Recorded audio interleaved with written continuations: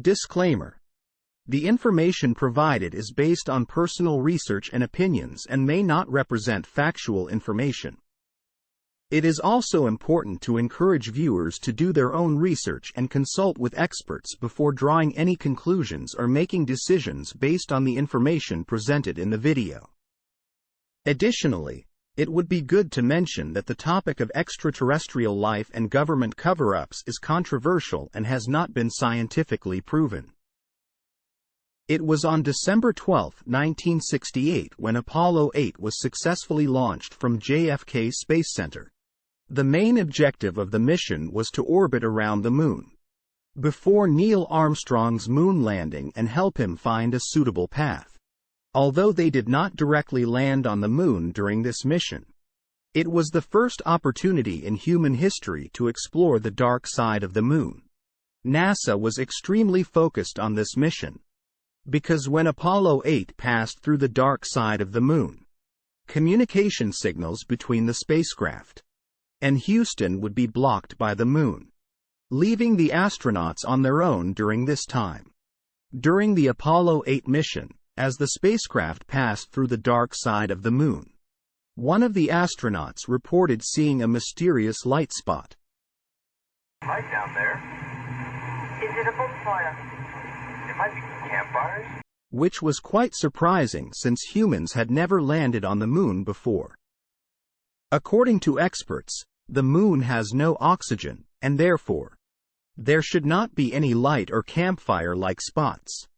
During this critical time, communication signals between Apollo and Houston were also unstable, not just because Apollo 8 was passing through the dark side of the Moon. Interestingly, during the landing process of Apollo 11, communication signals were also suddenly disrupted for 2 minutes, which led to many people wondering if there was some secret reason behind it. Many people were curious about the real purpose of the Apollo missions. And after 50 years, a book titled Selected by Extraterrestrials by William Mills Tompkins shed light on this. Tompkins was a scientist who designed the third-stage rocket of Apollo missions and NASA's Circular Control Room. He confirmed that the astronauts did not encounter any extraterrestrial spaceships during Armstrong's landing process. Instead, they encountered a huge star fleet, and he provided many evidences to support his claim, including the missing critical 2-minute scenes. The author had many pieces of information, including the real purpose of the Apollo missions. What did Armstrong and his team actually experience? Going back 80 years ago, there was an incident where a troop from the Moon showed up in front of humans. It happened on February 2, 1942 at 7:18 p.m. when an aircraft carrier in the Pacific Ocean detected a few unidentified aircraft approaching California with very high speed. Since the Pearl Harbor incident had only happened 2 months prior, Mark Andrew Mitchell did not want to take any chances, and immediately sent 5 fighter jets into the air. He also picked up the red phone, which was only used in critical moments, to report the news. Soon after, an order from the White House announced a state of emergency for the entire city of Los Angeles. Strangely, the unidentified aircraft disappeared from the radar at the same time, and the fighter jets could not find them anywhere. At 10:23 p.m., after confirming the situation multiple times, Secretary of the Navy Frank Knox lifted the state of emergency in Los Angeles. At that time, Los Angeles citizens thought the alarm was only a radar glitch. However, at 2:25 a.m., as residents were drifting off to sleep, a piercing air defense siren suddenly sounded, and many people did not know what was happening until a few anti-aircraft guns were launched. Citizens were awakened by the sound and discovered dozens of strange aircraft were hovering over Los Angeles, causing panic among the people who believed that Japan had attacked them. However, after half an hour, the aircrafts had not made any attacks. Tompkins, who was one of the people observing the sky that night, mentioned that his family saw unidentified aircraft in the sky. They knew that these aircraft were not from Japan because not only were there a few small aircraft, but a huge aircraft carrier was also hovering 7,000 feet above Los Angeles. They believed that the small aircrafts came from the carrier, and the American military also discovered it and focused spotlights on the carrier. They launched some anti-aircraft guns, but Tompkins and his family remained calm. The army was intense in comparison to their calmness. Many military trucks passed by their home, and the anti-aircraft guns never stopped until the huge aircraft carrier disappeared from the sky. The next day, the media reported the incident and named it the Battle of Los Angeles.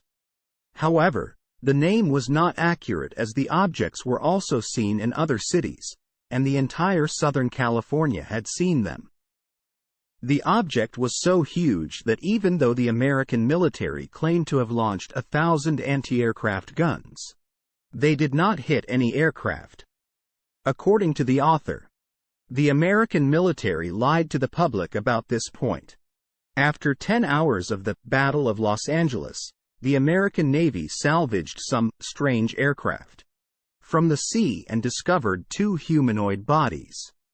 The American military realized that these aircraft were not Japanese and did not belong to Earth. According to the author, the Battle of Los Angeles was the first confirmed sighting of extraterrestrial beings in history, as the Roswell UFO crash had not yet happened. After the discovery of the extraterrestrial bodies salvaged from the sea during the Battle of Los Angeles, America was unsure of how to handle them. Secretary of the Navy James Vincent Forrestal directly handed over the report of the discovery of extraterrestrial beings to President Franklin Roosevelt, who supported the idea of establishing a secret department to study the life structure of aliens. However, America's interest in extraterrestrial beings was not limited to studying their bodies.